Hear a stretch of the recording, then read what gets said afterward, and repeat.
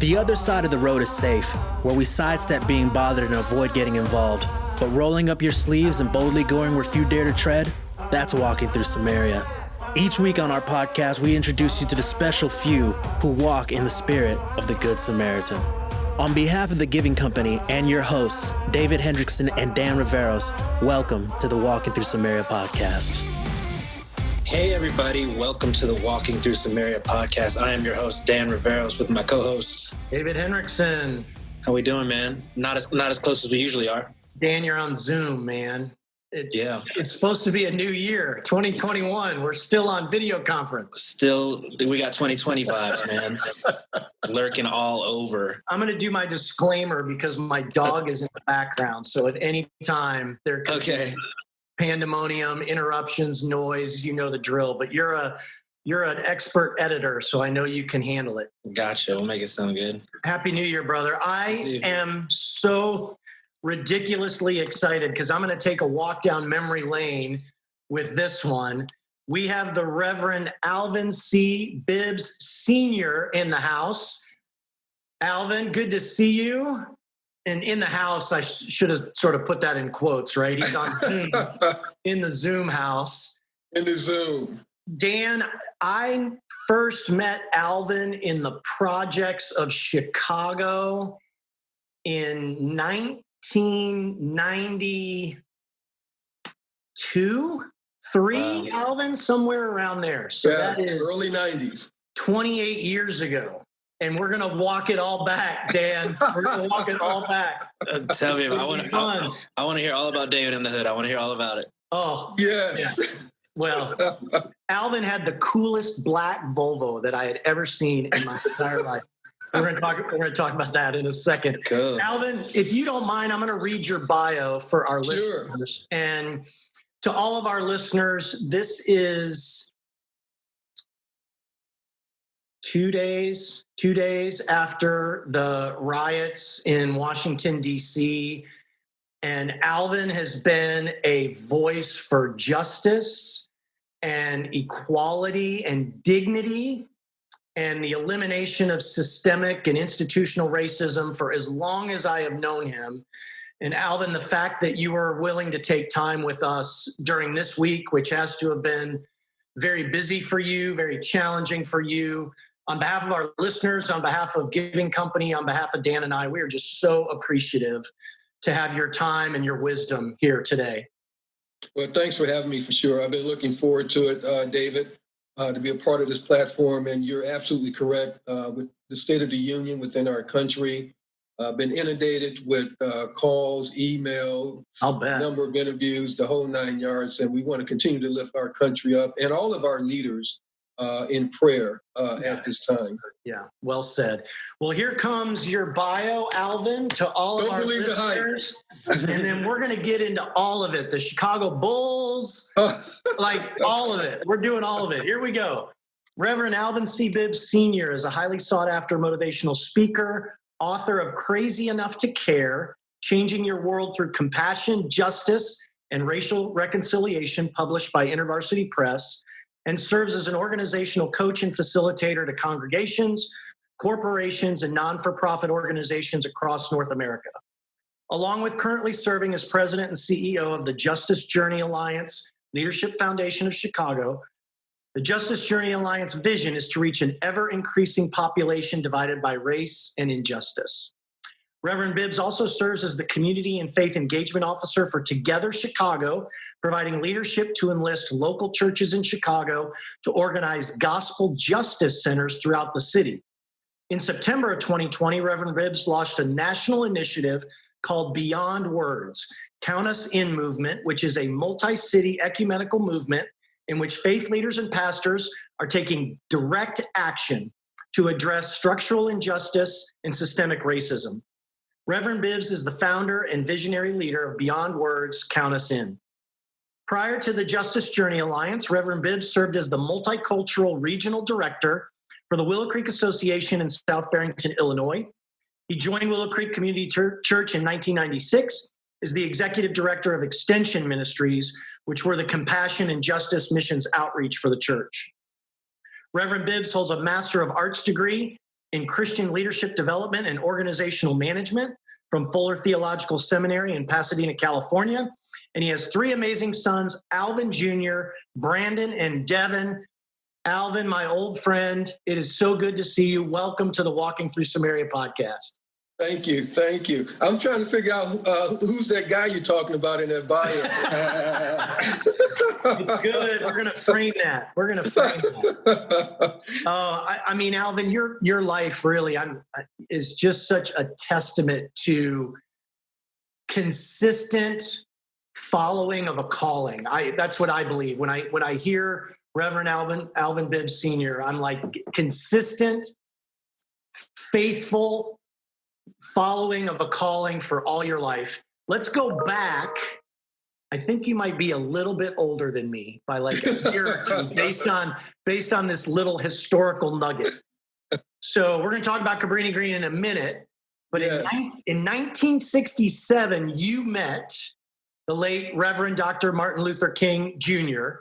He pointed you out in a crowd during a service at the Wayman African Methodist Episcopal Church, which was right there in the Cabrini-Green projects. I don't remember that when you and I were there. I remember Park Community, I think was the church where the Young Life group was. Is that church still Actually, there? it was LaSalle Street Church. LaSalle Street, that's right. Yeah. Mm-hmm. So during his message, Dr. King asked you to come forward so that he could make an illustration in his sermon. He was challenging the audience to take responsibility for the promising future of the next generation and to bring pride back to their community. You say that moment left a lasting impression on your life. At the end of the church service, he prayed over you, over your siblings. You got to tell us the story. Like, how did you take that in at such a young age? And is that one of the things that sort of has kept you on this path of focusing on justice and faithfulness all your life? No doubt about it, David. It truly was a defining moment in my life. As a young kid growing up there in the housing projects of Cabrini-Green, as you know, has been one of the more well-chronicled housing developments in the country. Yeah. Currently today, here in 2021, there's only a small remnant left of the community from back during the time that I grew up there in the neighborhood. But it truly was a defining moment in my life. I was very fortunate as a young person, the youngest of 5 siblings within my family, to have both parents at home. David, as you know from your time of serving there in the community with Young Life and my staff team there, 90% of the families in the Cabrini-Green housing development were single-parent households. And so to have a full-time dad in a traditional household there in Cabrini-Green was not normal. It literally was abnormal. At the same time, I was really fortunate enough to have 2 parents that were strong believers that made their way from the Deep South in Mississippi. They were part of the Great Migration of folk that, thousands and thousands of individuals that transitioned from the South to the North for the land of opportunity and jobs and those kind of things as well. But my dad was Baptist, rest his soul, and my mom was Methodist, rest her soul. And so sounds like your mom won out in the. Yes. Mom won out. Literally every summer when we would travel to Mississippi, I literally spent just about every summer in the state of Mississippi. And I want to talk about that a little bit later. Yeah, for sure. But we would always worship at Pink Flower Missionary Baptist Church. That was my dad's church. Gotcha. And so he couldn't wait for the family to get the Pink Flower on Sunday mornings to worship down there in the Deep South with the red dirt. I mean, the whole we don't need the Northern Methodists messing. No, we don't need none of that. That's too contemporary. That's too sophisticated. You know, we need the dirt flying everywhere. And the sweet potato pie after service and those kind of things. And so after they made their transition to the North, literally, my mom fell in love with the AME Church, the African Methodist Episcopal Church. Yeah. And this particular church literally was directly across the street from our housing development that we lived in there in Cabrini-Green. Well, my parents were a part of the leadership team there at Wayman. And so they had the inside scoop that Dr. King has selected 3 different congregations that he was going to do literally a drive-by in a different fashion, not the drive-bys that we hear about on the news every day in terms of gun violence and those kind of things. But he selected our church. And so my parents understood that and knew exactly what particular Sunday he was going to show up, the whole 9 yards. So we got to church super early on this particular Sunday. And literally, I think it's probably about 6:30, 7 o'clock in the morning, for 11 o'clock kind of service. And we had excellent seats, David, 3rd row center pew. And the place just began to get jam-packed. People were all outdoors, hanging on the rafters, waiting for Dr. King to arrive and his entourage. It hasn't been that packed, since I preached there. And you didn't get it, David. You didn't get it. You were supposed to laugh at that point, And so I was thinking of something as you said that, which I'm going to bring up in a few minutes. So keep going. Okay. Well, anyway, the place is jam-packed, right? The sanctuary is jam-packed. So I'm literally sitting on my mom's lap because, there's just no room on the aisles on the seat there, for me to take a seat. And so with great anticipation, everybody is waiting. And finally, Dr. King opened the church doors along with his entourage, and they were making their way up to the actual pulpit to take their seat, the whole 9 yards. And my little eyes were just laser focused on Dr. King as he was making his way up to the pulpit. Well, to make a long story short, it was time for Dr. King to deliver one of his more prolific messages, And we all know that Dr. King, he was the orator upon orator. Yeah, he could bring it, right? He can bring it, man. He make you want to dance in the aisle when he preaches, Yeah. And so he's challenging the congregation to take responsibility, of the community, of the family, of the neighborhood, and the next generation of leaders.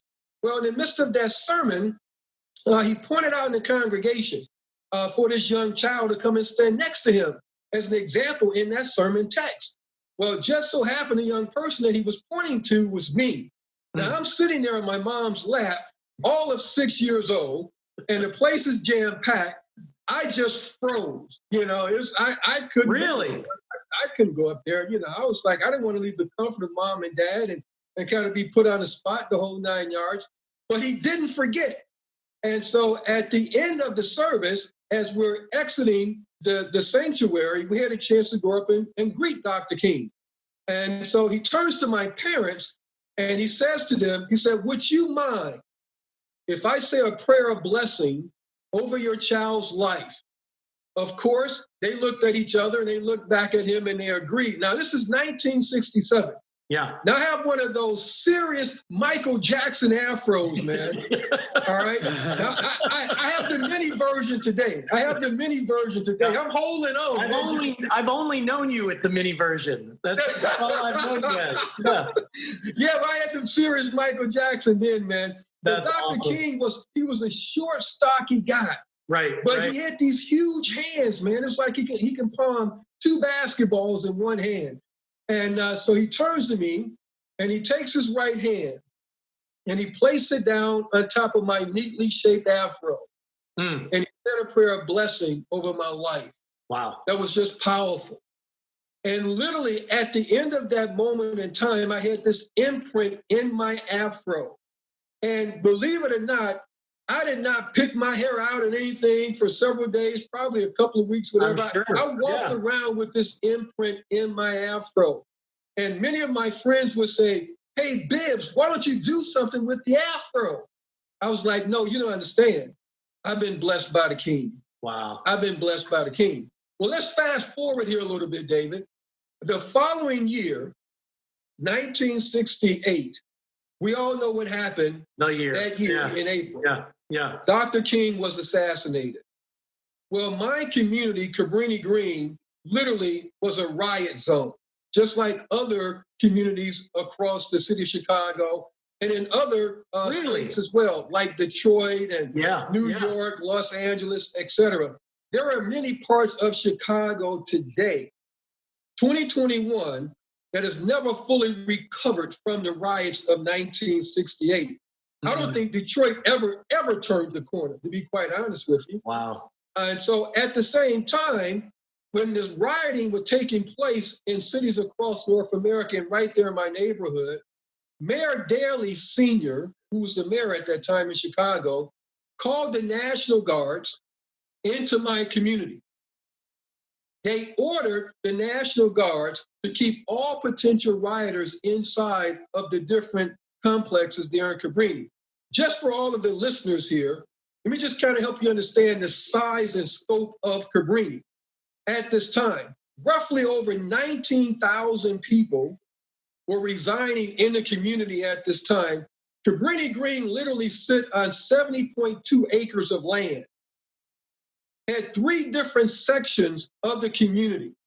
So you can imagine how many people and families really reside in this community. Right. Well, when the mayor ordered the National Guards into the community, he also ordered them to tear gas every entry point of the apartment complexes to keep potential rioters inside. Wow. Well, if you lived on the first, second, or third floor of those apartment complexes, the tear gas began to creep through the crevices of the doors. Well, we lived on the 9th floor, and I'll never forget this, David, as long as I live. We were ordered to stay away from the windows because of the gunfire. They pulled the plug on all of the power in the community. It was an absolute war zone. I remember sitting under the corner of the window ledge in our apartment complex, balled up like a baby inside of his mother's womb. And I thought to myself, I'm never going to make it out of here alive. My life is over. Oh, my God. And there were families that lived. I'm sorry? You're 7 years old at that time. I'm 7 years old at that time. Yeah. There were families that lived on the first, second, and third floor. When the tear gas began to seep through the cracks of the doors, many of these families had infant children. And these parents literally had to take their babies and place their heads inside of freezers. Oh, my God. Just to get fresh air.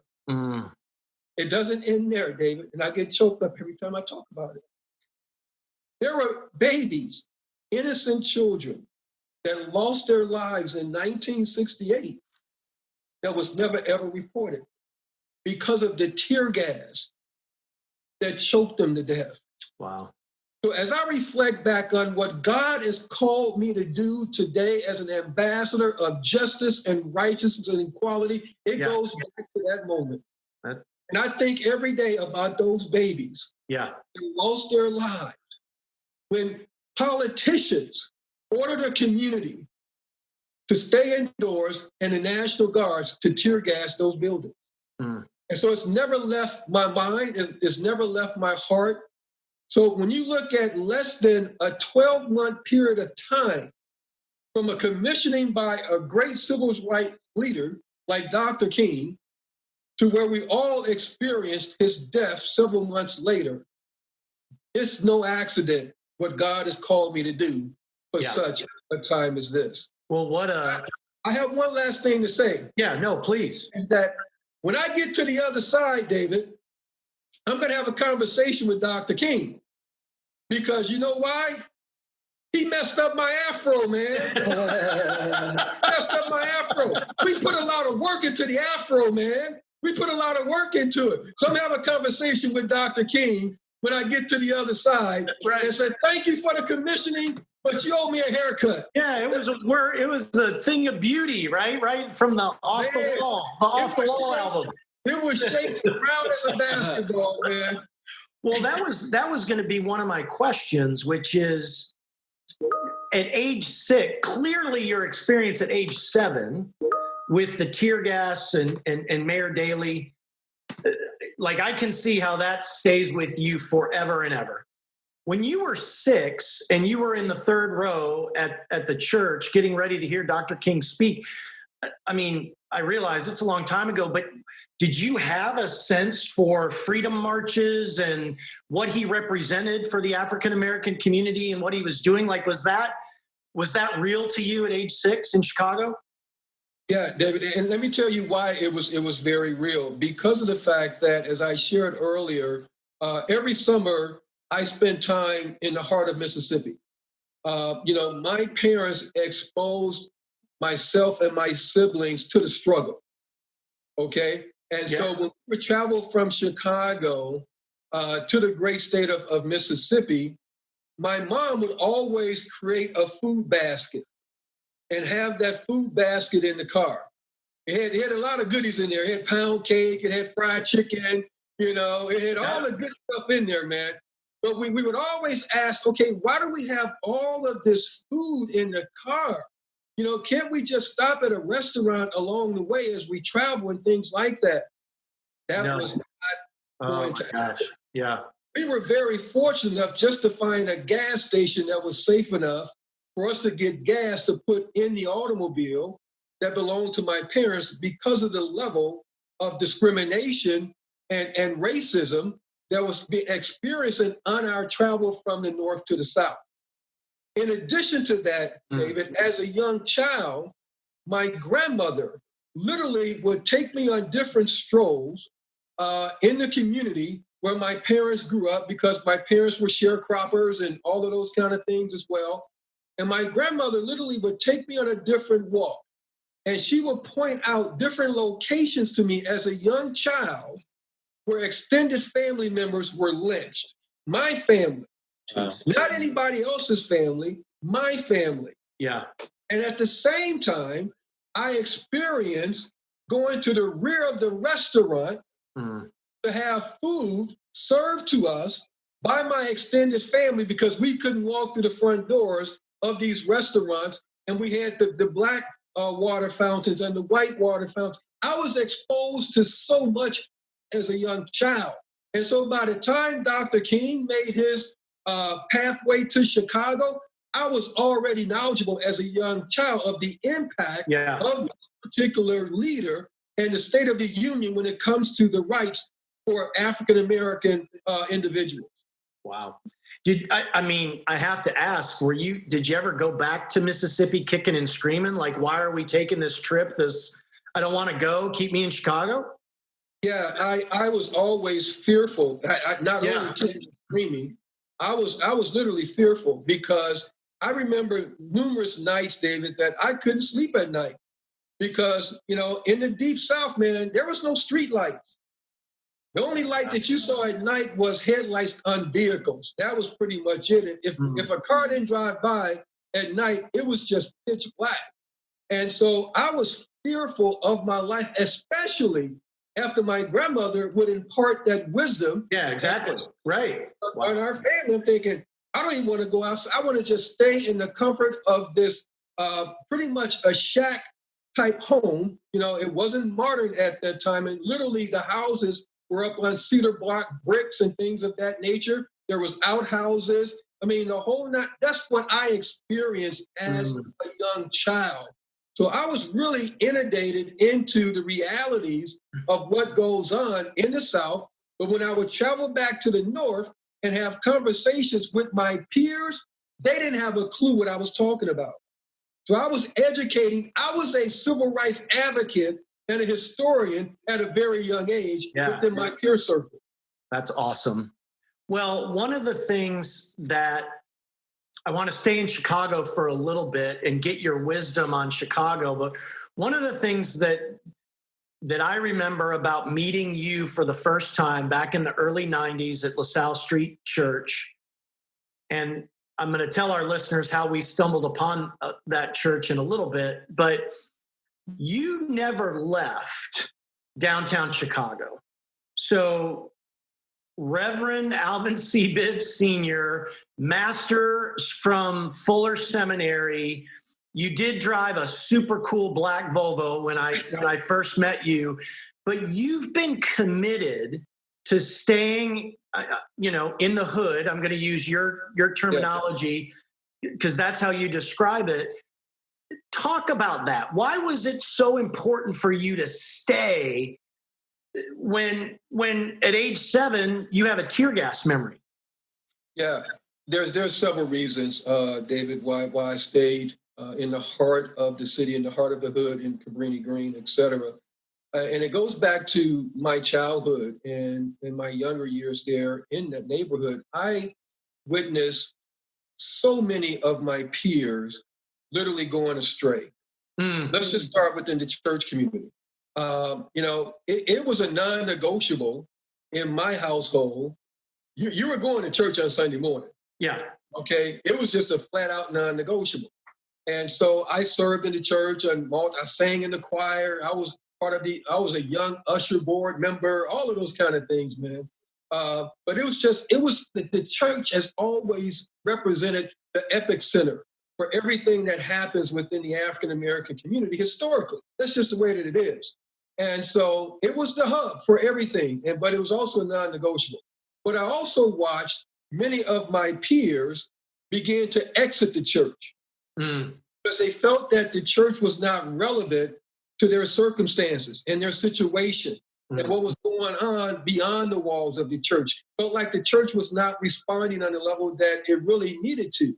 At the same time, growing up in the community, David, my older brothers, they were a part of a notorious gang in the community. Really? Yes, they're a part of the disciples, not the disciples that we read about in the Bible. They hung out with Jesus. Not the guys in the boat. Yeah. A group of disciples. And they had high rank within this particular gang. And so therefore, I was literally a moving target because of my brother's influence on the streets. Oh, wow. And so they're in the community. I was probably shot at too many times to count. I was beaten unconscious.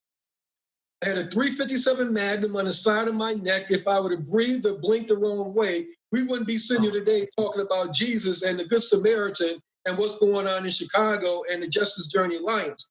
That's my history.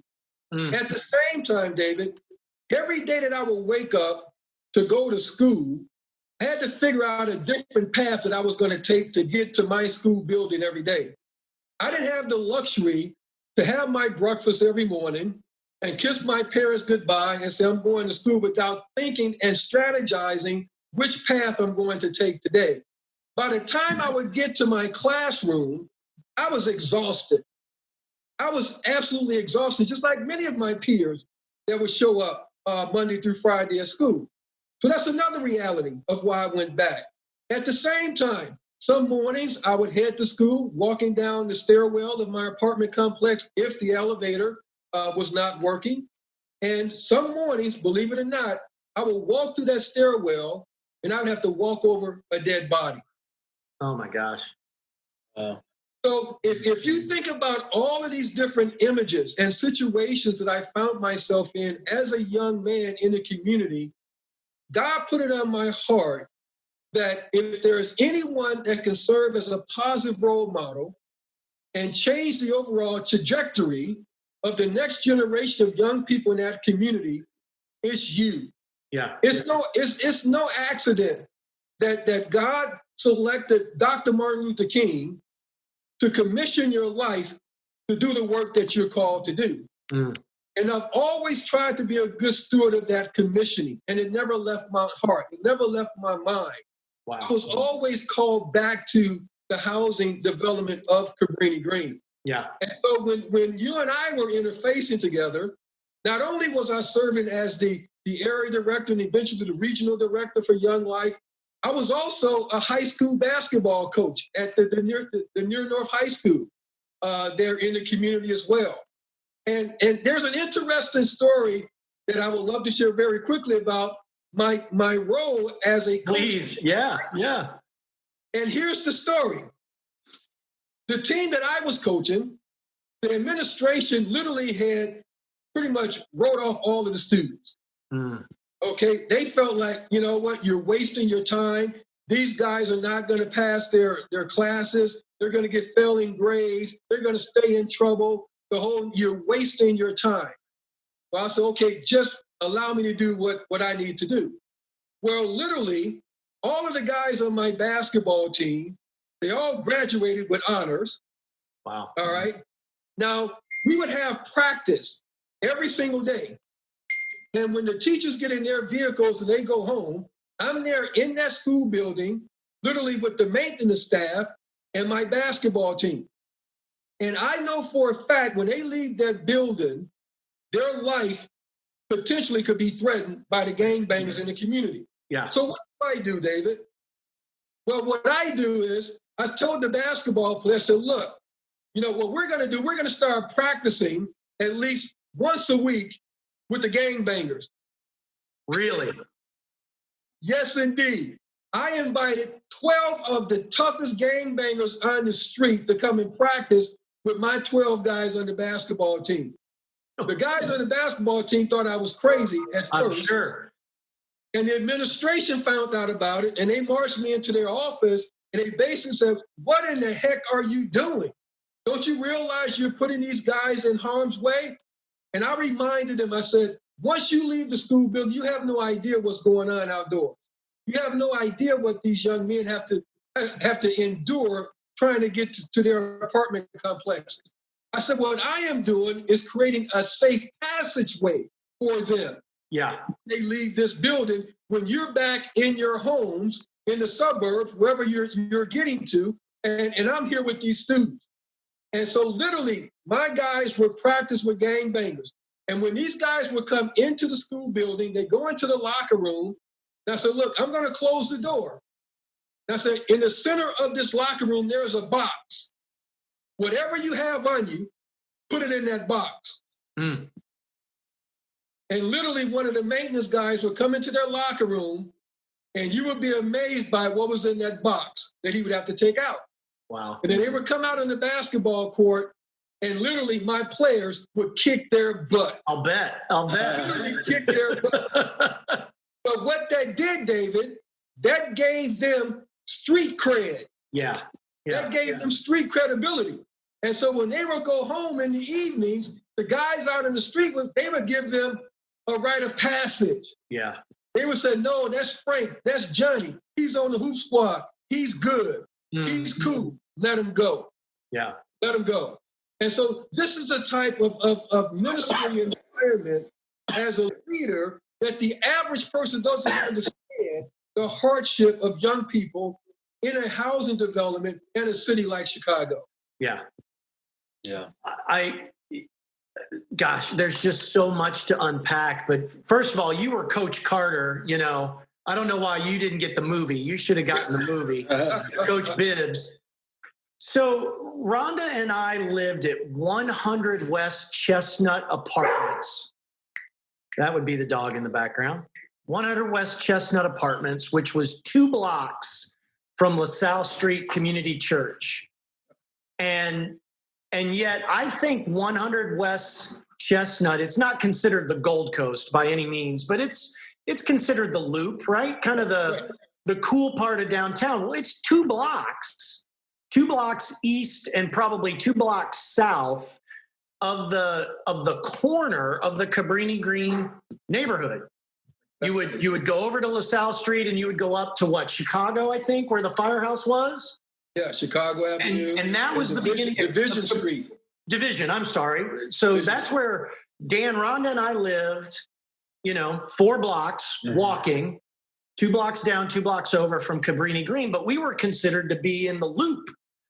Well, we go looking for a church, and we go to LaSalle Street. It's a wonderful church. I took my roommates there, and lo and behold, that's where the Young Life for Cabrini-Green, I don't know if it was just Cabrini-Green, Alvin, but the Young Life group was out of that church. That's all I remember. Yeah. And I raised my hand. Cabrini-Green.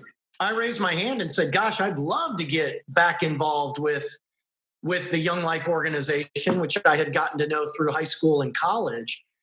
And so, Alvin, talk about proximity, if you don't mind, because I'm convinced that Rhonda and I were just fortunate because we didn't go seek out Cabrini-Green. We didn't say, hey, you know what? We really need to build into the Cabrini-Green kids. I would have liked to have think that's how it went down, but that's not how it went down. How it went down was we could walk 2 blocks from our apartment building to LaSalle Street Church. And that's where you and Peggy and Ted and the whole gang were. How important is proximity to wrestling away once and for all the challenges that we still have? How many years after 1967 are we? 53. We still have these issues of injustice and racism. Sorry for the long preamble, but I'm just so convinced that proximity and relationship is at the heart of the solution. Yeah. Let me address that a couple of different ways here for our listeners, David. The first one, I want to talk about the church that you and Rhonda actually attended, because when you talk about proximity, our good friend Brian Stevens talks about being proximate. Unless you're proximate and fully immerse yourself into the pain and the suffering of others, then you're fooling yourself. And so because of your proximity, literally being on the border of, for all intents and purposes, the Gold Coast Rush Street area was literally in your backyard. Right, that's right. And you're literally like right in the center. That's why I say you're bordering the Gold Coast, bordering probably one of the more under-resourced, underserved communities in the country of Cabrini-Green. So you're right dab smack in the middle. And right dab smack in the middle of that was this very historical church, LaSalle Street Church.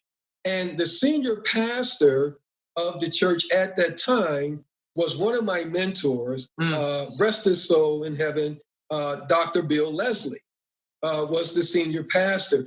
Bill was literally known as a chaplain to the city of Chicago. Wow.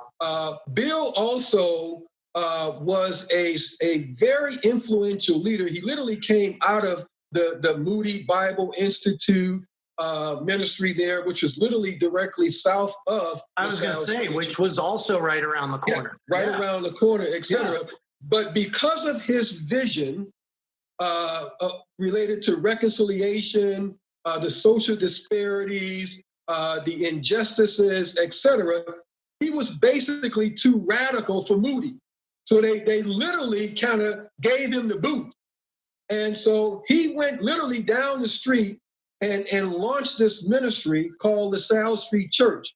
Now, everyone gives Dr. John Perkins sort of credit for launching, the Christian Community Development Association movement, rightly so, because of the work that he did down in Jackson, Mississippi, at the Mendenhall Church, et cetera, who happens to be another one of my mentors, Dr. John Perkins. But Bill Leslie basically launched the city version of that even before Dr. John Perkins did. And so at LaSalle Street Church, they had such a holistic ministry approach to outreach and proximity of meeting the needs of those within walking distance of the church campus. And so not only was there a ministry like Young Life that was birthed out of LaSalle Street Church, but there was another ministry called CYCLE, which you'll probably remember, which was an acronym that stands for Community Youth Creative Learning Experience. That's right. So Young Life provided the outreach ministry and the gospel component, and CYCLE provided the leadership development and educational component. And all of this blossomed out of LaSalle Street Church. LaSalle Street Church also blossomed the first ever legal aid clinic in the city, known as the Cabrini-Green Legal Aid Clinic, that was birthed by Chuck Holgren. There. They also had a senior center. They had a counseling center. All of these different ministries blossomed under the leadership of Bill Leslie. And that's the church that God led you and Rhonda to be a part of a unique ministry opportunity on the near north side of Chicago that literally was being modeled across the country. Yeah. And so at the same time, when you look at, like you said before, you and Rhonda could walk to LaSalle Street Church with no problem. And you can also walk into the Cabrini-Green community with no problem. Yeah. And believe it or not, as you walked into Cabrini-Green and you roamed that community, you and Rhonda, being white, were a lot safer in that community than I was being African-American, and I grew up there. Yeah. Because if anything were to happen to you and Rhonda or anyone else that happened to be Caucasian, the establishment was going to come down hard and get answers. Okay? But if anything happened to one of those innocent children or any family member in Cabrini-Green, they would come in and do the basic kind of follow through, and that's it. And you know why? Because of the proximity of that 70.2 acres of land.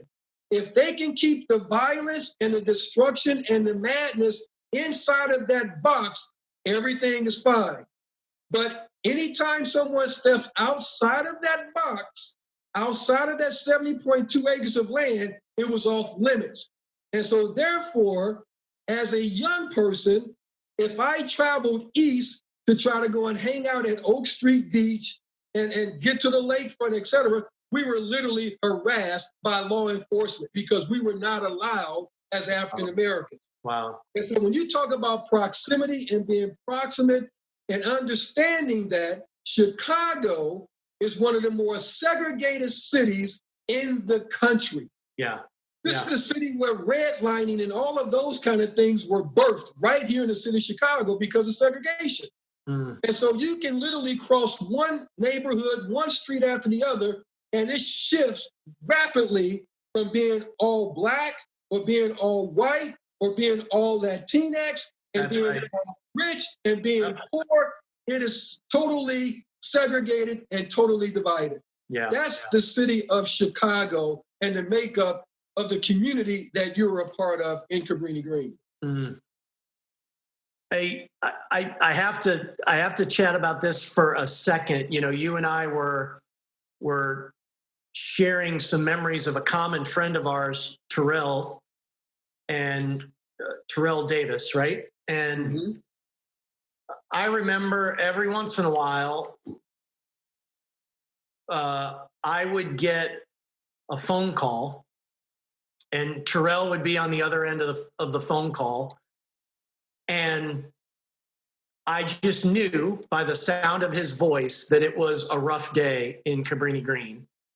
And my roommates were so gracious because we would allow him to come crash on the couch whenever he needed to, if he wanted to watch the Bulls game, if he needed a meal, you know. And Terrell today is the artistic director of a dance company in Denver, Davis Contemporary Dance, I believe. And while kind of socially, and you might even say politically, Terrell and I are in very different kind of worldviews, there is nothing I would not do for him today. And there was nothing I wouldn't do for him back then and any day in between. And frankly, vice versa. He's very successful today. So if I called and needed a meal or a place to crash, I'm sure he would accommodate me. What is maybe your sense of what it was that helped people get out? Like Terrell, I think he went to college in Illinois, Eastern Illinois or Southern Illinois. I can't remember which campus it was, versus the kids that didn't make it out versus... Do you have a sense for what the variables were there? Yes, I truly do, David, and it's quite simple. First and foremost, the grace of God, to be quite honest with you. Yeah. And the many supporters that supported ministries like that I led with Young Life and churches like LaSalle Street and leaders like yourself. And I am truly grateful, David, because you took a stand and you were bold and courageous. You ventured into a community where others, prefer to just kind of venture and take a peek from the outside. You know, they were not interested in being proximate. They were not interested in walking the streets of Cabrini-Green with young people and being on a van with students and driving them home after a Young Life Club at, in the wee hour of the night. You had to drop them off at the firehouse. You had to drop them off at you couldn't go any further than the firehouse. I remember exactly. And those kind of things. And so that took a lot of courage. And so I'm grateful that God tapped you and many other individuals on the shoulder, because that ministry could not have survived without the support and volunteer service of you and many others. And so that made a huge difference. Young Life made a tremendous difference in the lives of these young people. And Young Life is still flourishing today. across the country. And I'm really indebted and grateful to that ministry because it impacted my life. Because it gave myself and my peers an opportunity to see a different side of God's creation. When we would experience the Young Life camping experience in the summertime, right. In places like Colorado, British Columbia, North Carolina, etc. It gave us a vision of what life is like beyond what many had described as the concrete jungle. Okay? Yeah. And so we were able to impart vision and provide encouragement and love, all right, and inspiration to help these young people begin to dream big dreams. I can't tell you, David, my Facebook and social media database is just jam-packed with a number of students that flow through the ministry out of Cabrini-Green over the years. And I just, when I get these messages, I see what God is doing in their lives, and they send me these notes, and I get choked up right now thinking about it because one after the other, David, these now young professionals, they send these messages and say, thank you so much for not giving up on us. Thank you so much for exposing us to God's creation. Thank you so much for instilling discipline in our lives. Thank you so much for all of the things that you and the volunteers done over the years. And so they're grateful. So that made the big difference. Our tutoring program, our after-school programs, our camping ministry, and most importantly, all of these young people that I just referenced to you, David, they fell in love with Jesus Christ. Yeah. They fell in love with Jesus Christ. And so because of our small group campaigner meetings and things like that, our Young Life Club, they saw that you can still have fun, experience life, and still be a Christian. Yeah, and still be cool at the same time. Yeah. Well, and with you as an example. So, Dan, I have to tell you, one of my most vivid memories of Alvin in our Young Life days. Alvin, how tall are you? 6'6", man. 6'6", nice. Right? So for our listeners, you can hear from his voice, like Alvin is an imposing figure. Well, on Saturday mornings, I can't remember where the gym was, Alvin, but we would volunteer. The Young Life group would volunteer as referees and scorekeepers for the youth basketball league. Yes. And not Woodlawn, that's the football movie. What was Oaklawn? Oaklawn Church had a basketball team. I don't know if LaSalle did, but anyway, there were maybe 8 teams.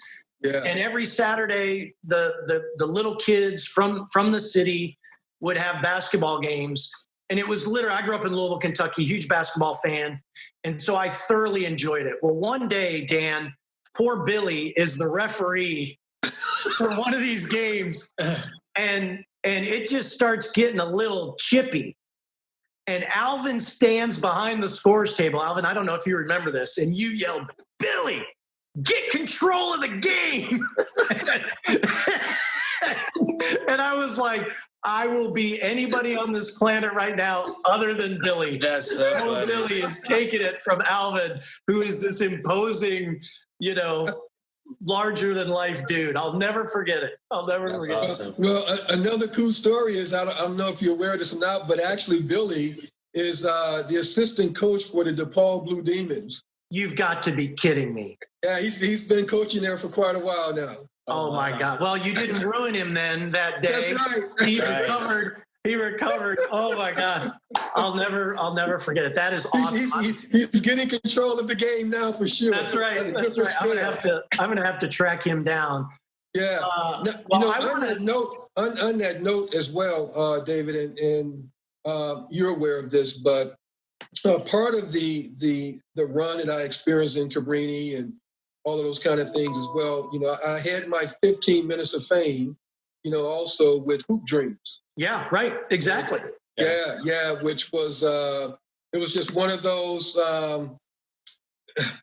really fortunate and unexpected times in my life as well.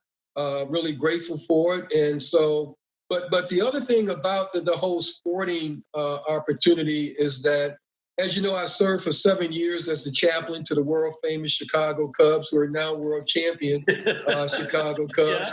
Yeah. And but every year I would put on a baseball clinic. I worked very closely with a good friend of mine by the name of Bob Mozakowski. Yeah, I know Bob well. Yeah, Bob Mozakowski had a vision to really launch a little league in the Cabrini-Green community. That's right. And so in the initial early days of trying to launch this little league, you know, he came to my office and we sat down and we talked about this vision and what it can look like. And he felt like he was going to receive a lot of opposition because he was white trying to do little league in the community. And he was absolutely correct. And so he needed someone to basically serve as that buffer, as that conduit to help deal with some of the, traffic along the way. And so eventually I came on board and I was the vice president of the Near North Little League. And we started having these clinics there in the community, which was absolutely phenomenal. But Chicago Cubs organization basically will load up several of the Young Life vans, you know, with baseball equipment, you know, and the players would come down, many of the Christian players on the team. They would share their testimony with the guys in the community. Just absolutely phenomenal ministry that took place there in the neighborhood, which actually led to the film that was released, you know, several years ago called Heartballs. Yeah. And hey, Dan. Yeah. So the name of the book that Bob Mozakowski wrote was Safe at Home. Safe at Home. And the movie, they completely Hollywoodized it, but it was called Hardball, right? Mm-hmm. Guess who played the Bob Mozakowski person? Dan, you got to guess. Who? Tell me. Keanu Reeves. No, that's awesome. Come on, Keanu Reeves. Cool. Yeah.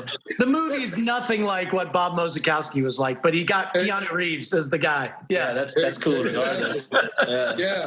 And one of the I guess you can say decisions that was made to help kind of calm the storm, based, you know, on this Near North Little League experience was there was a community advocate in the neighborhood by the name of Al Carter. And he was opposed to the whole idea of the Little League experience with Bob and myself and others. Wow. Well, one of the areas that helped to kind of mediate and bring and calm the storm, we decided there was a mutual agreement that all of the teams would be named after African tribes. Really? Oh, cool. And so after that decision was made, it was baseball, babe. It was baseball. And so watching that film, Heartballs, and understanding all of the dynamics behind it and the tension and the struggles, but also the transformational moments in the lives of those young kids as well.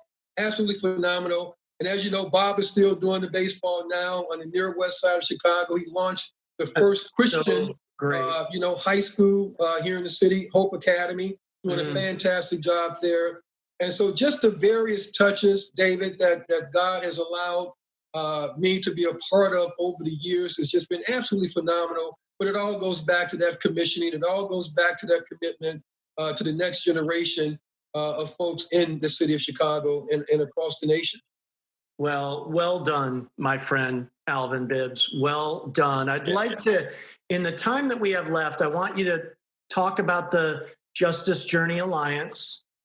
And I want you to talk about the church a little bit. But before we go there, I got to ask you the toughest question from the whole deal, because we've been talking about Billy and that Saturday morning league and DePaul and baseball. Who's the GOAT, man? Is it MJ or LeBron? Come on. Our listeners want to know. Our listeners want to know. Come on. Please. If there's only one GOAT, and that's Michael Jordan. Absolutely. Absolutely. We have settled it. It is settled. It's not even up for conversation. It's not even up for discussion.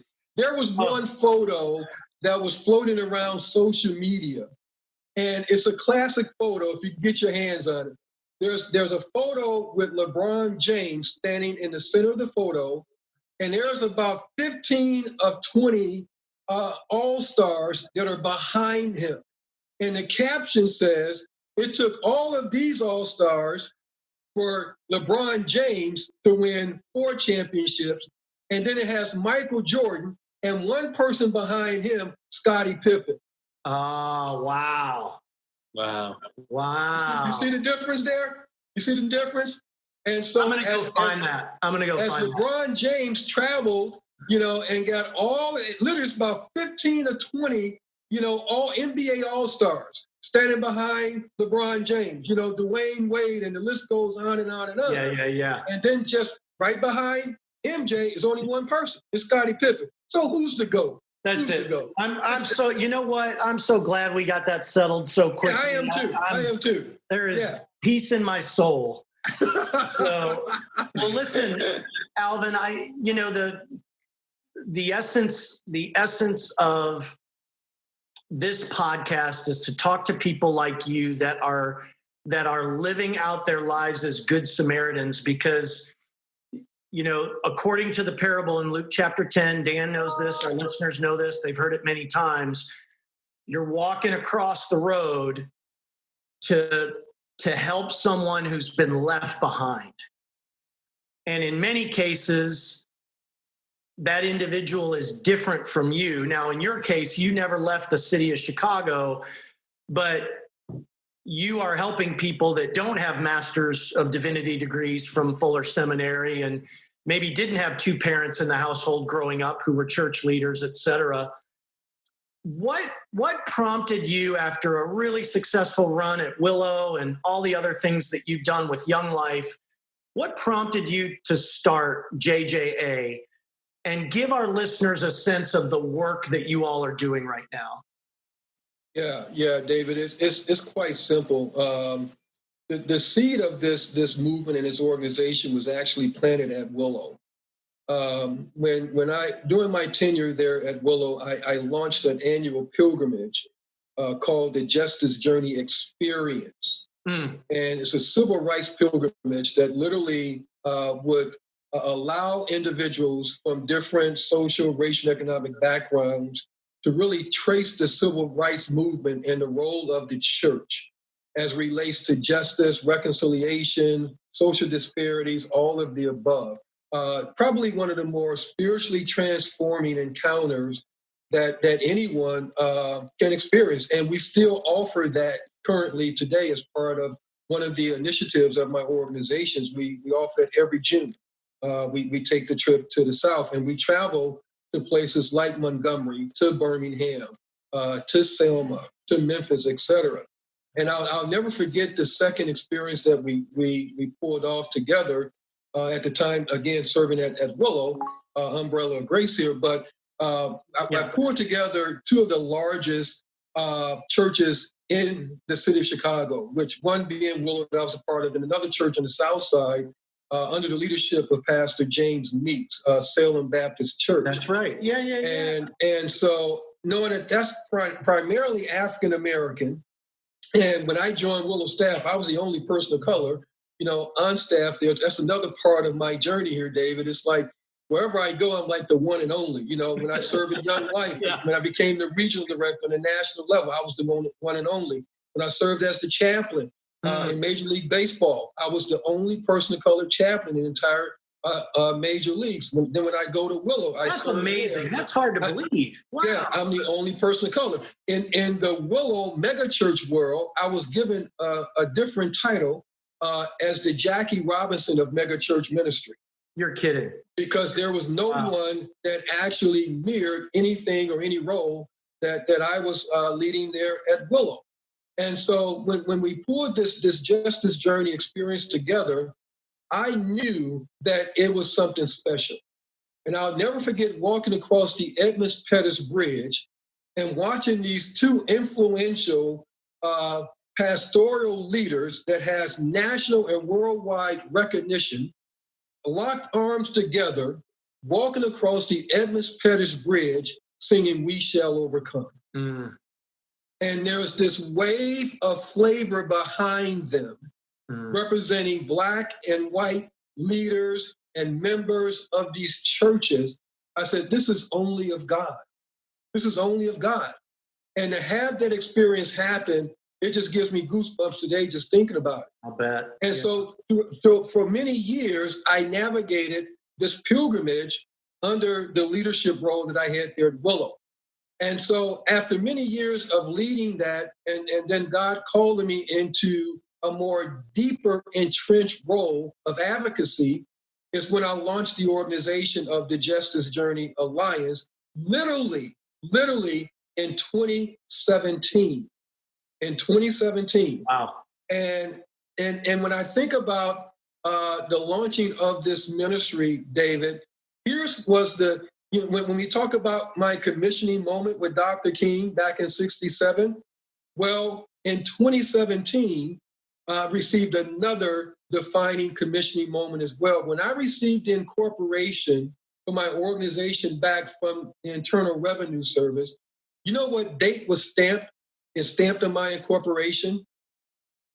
9/11. Oh, wow. 9/11 is stamped on the incorporation for JJA. And so when you think about, what took place in the history of our country on 9/11, yeah, it's like, man, this is an ordained commission movement of God that JJA exists today. And so we're laser focused on reaching an ever-increasing population of people that are divided by race and injustice here today. At the same time, there are millions and millions of Americans that will love to encounter and have an opportunity to have a platform created where they can engage and have authentic conversations together about the things that divide us and the things that continue to rip us apart. When you talk about, the Good Samaritan model and that particular passage of scripture, I always tell people, that, there's justice on the other side. Yeah, that's right.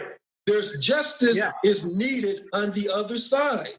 And unless you're willing to become proximate and take that stroll and to ensure that justice prevails on the other side, there's going to be millions and millions of individuals and Americans that's going to be living in disarray.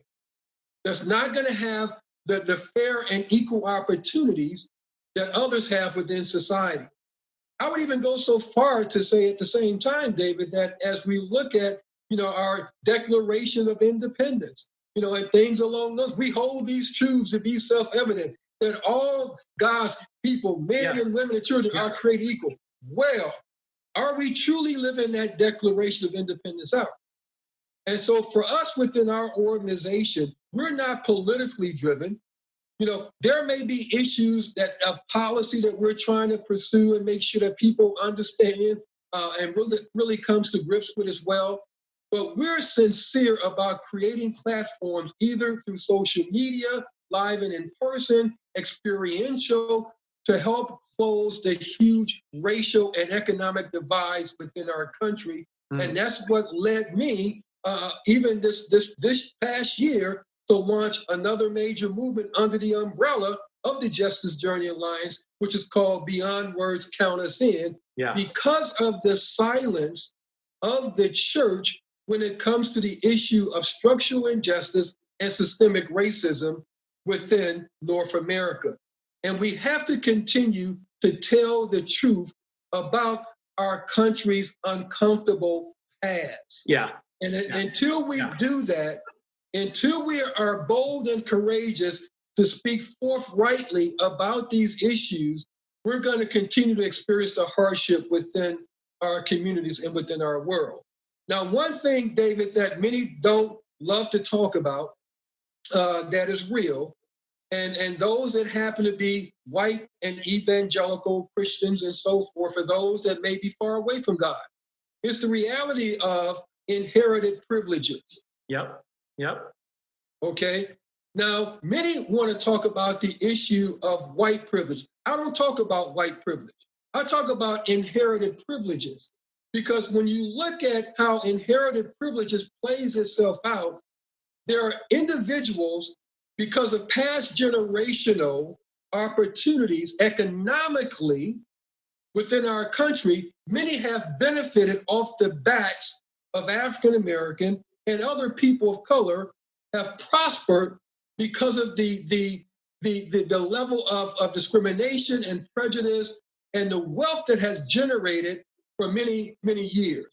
So if we don't talk about those issues, then we're not going to be able to cross this chasm that continues to exist today, which is racism, which is the last chasm we have to address within our nation. And so the Justice Journey Alliance, holistically, through our organization, we're addressing all of these matters head on, but in a very loving and caring fashion, where we make sure that there is no blaming, no judging, no criticizing, no politicizing, no shaming, but it's just people coming together that are sincere about changing the overall racial trajectory within our country today. That's great. How can our listeners find JJA online, engage with JJA, give them a little bit of the where to connect, where to find you guys? Yeah. Please visit us. I mean, go to our website. It's quite simple. It's thejja.org, real short and sweet. Thejja.org. THEJJA.org. And you come right to our website, everything you need to know, all of the different opportunities, the programs, the initiatives that we're offering through our organization is right there at your fingertip. We have the College Prestige Scholarship Award that we're offering every year, $10,000. Is being allocated to the next emerging justice leader through our organization.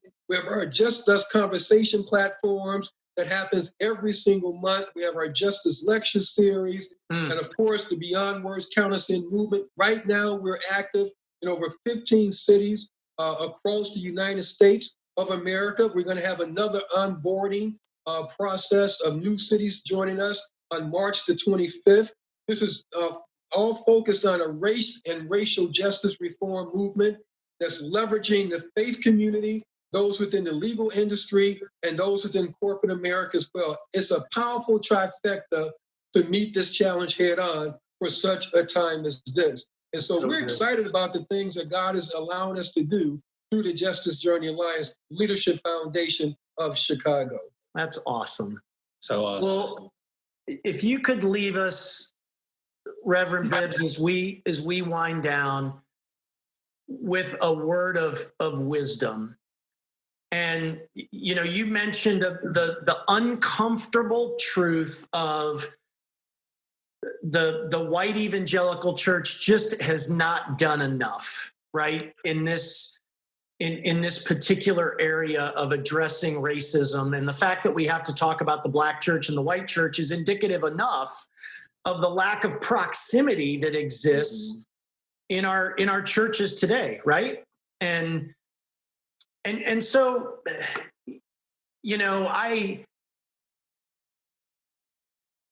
I have been fortunate enough to know people like you, Lee Jenkins, Adrian Porter. We've had conversations, Dan and I have, with Dr. Tony Evans. We've been able to really try to engage in the conversation, and you all are gracious enough to speak truth and let us ask questions and try to understand better when you're reviewing something that's very painful and just not the bright spot in our country's history or the church's history. All that being said, what would your advice be to our listeners, the church in general? Starting today, we have got to be good Samaritans and walk across the road and engage and care for those who are different than ourselves and make progress with addressing these racial and systemic injustice issues once and for all. What would be your wisdom as Reverend Bibbs, who never left the city of Chicago? You've been in it since the imprint on your hair, back when you were 6 years old. Give us a little nugget of wisdom, if you would, as we close. Yeah, and I would take us right to Scripture, David, in regards to this. What I think is literally a drop the mic passage of scripture. Mm. And if this passage of scripture does not make your heart beat fast, I think you need to check your pulse. Mm. God literally laid this passage of scripture on my heart many years ago, and it really helped to fuel and launch the Beyond Words Count Us In movement. And that passage of scripture comes from Isaiah chapter 1, verse 17. And it says very eloquently and quite powerfully, it says, we must learn to do right. Mm-hmm. We must learn to do good. We must seek justice and defend the marginalized in society. Yeah. You hear what it's saying there? That we must learn to do good. Yeah. Because today we're doing very bad. Yeah. The bride of Christ, the light of the church, is not shining as bright as it should. And there's this glimmer of hope that is upon us. But we also have to allow the light of Christ to shine so bright that people will know what we're all about, and who we represent. But we got to learn to do right. We got to learn to do good. We have to seek justice at all costs. The only way that justice will prevail if we're willing to go on the other side. We just can't stay in our comfort zones. We can't stay in our holy huddles. We can't stay in our holy tents. We have to go out on the other side. We have to go forcefully and be bold and courageous and seek justice and defend the oppressed and marginalized within our society today. And David, the part that I love even most about this passage of scripture, it closes out in verse 18, and it says it quite simple, but yet so powerful. It says, let's settle the matter. Let's settle the matter. Thus saith the Lord. Yeah. Oh my God. Yeah. Let's settle the matter. Thus saith the Lord. This is not a complicated issue. We're all children of God. We're all children of the Most High. We overly complicate the matter because we're stubborn human beings. God did not create anyone and form them to be a racist, to be a bigot, to be someone that has a discriminatory and prejudiced heart. God doesn't make any mistakes. So I'm a firm believer, David, that if we can actually change the overall economical landscape within this country. Yeah, I agree. I totally agree. We can rid the whole conversation about racism. Yep. And the issue of the imbalance of racial equity and all of these social inequities that we're trying to address today. Racism is an economic issue. Yes. But unless we learn to do good and do right and seek justice and defend the marginalized and oppressed in society and walk on the other side, it's not going to happen. So I'm challenging all of our listeners here today. Be willing to walk on the other side. Take a chance. Be bold. Be compassionate. That's what the Good Samaritan models for us.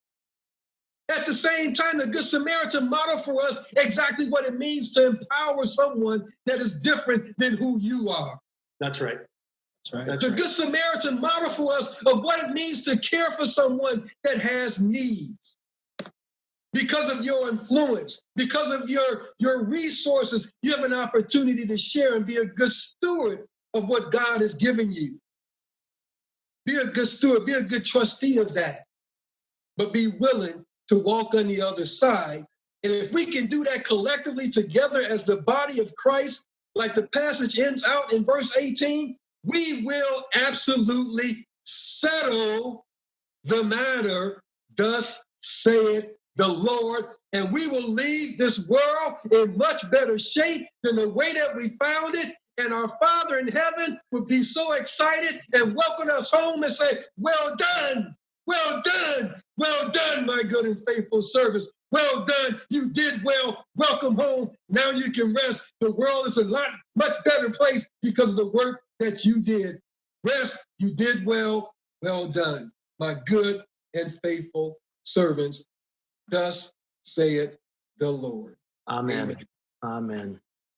Dan, how about that, brother? Loved it. I was quiet, but I was listening. I enjoyed all of it. Thank you so much. You know, Alvin, I was driving today. I had a long drive, a couple hours in the car, and I was just so discouraged and so frustrated at the way our political kind of systems are ripping us apart. For in some cases very rightly and in some cases very wrongly, the way followers of Christ are being portrayed in society. And like you said, all of it would be negated if followers of Christ would just do what they are supposed to do, according to Isaiah 1:17, right? As you just said. And I just want to say, as we say goodbye, count me in, first of all. Count me in.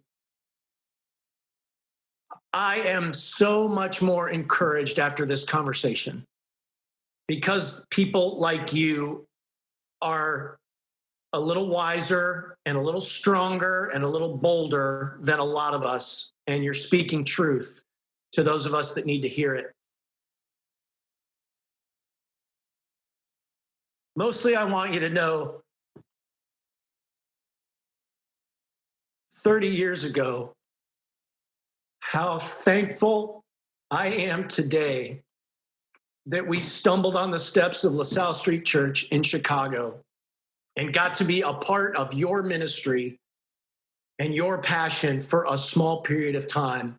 And even though it was only a couple years, we moved out of the city, I think, in 1995. Your imprint on my life is just like the handprint of Dr. King on your Afro all those years ago in 1967. And I truly mean that. Thank you, David. And I'm grateful for your life. I'm grateful for your ministry. And the cool thing about it, you know, we can reflect back on the run that we experienced together. Yeah. And the impact on so many different lives that were shaped, and so many young people that fell in love with you, fell in love with me, fell in love with Jesus, and the great work that they're doing today and the impact that they're making in society because they were written off. David, I was written off as a young person. I was told that I was never going to amount to anything.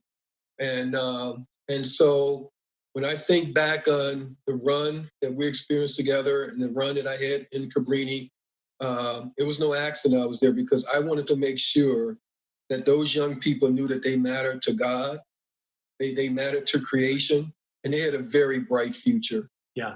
And they're more than what others were saying about them because of their environment in which they live. But they had no excuse but to prevail. And so I'm grateful that we were able to partner together to inspire a generation, you know, of young people that are impacting our world today. And I'm talking about some great leaders that many of them are heading up major corporations. They're in the educational industry. They have their own companies. Many work for government. I mean, the list goes on and on and on, you know, just the impact that the young people that came out of the ministry that you were a part of during that 90s run, man, you know, only God, only God. But at the same time, we all know that there's still great works to do. You know, we're just scratching the surface. I believe the best run is still yet ahead of us. And we're going to bring healing and reconciliation to our nation like never before. God is up to something big. God is up to something fresh and exciting. There's a transformation that's about to take place in our nation, in our world. And I'm just strapped in, ready for the run and ready to be a part of it, ready to execute and bring leadership wherever leadership is needed to make it happen. But in the end, as I always share with everyone, let's continue to love everyone into the conversation. Yeah. Let's love people into the dialogue. We can't judge anyone into the dialogue. We can't guilt anyone into the dialogue. We can't point fingers to bring anyone into the dialogue.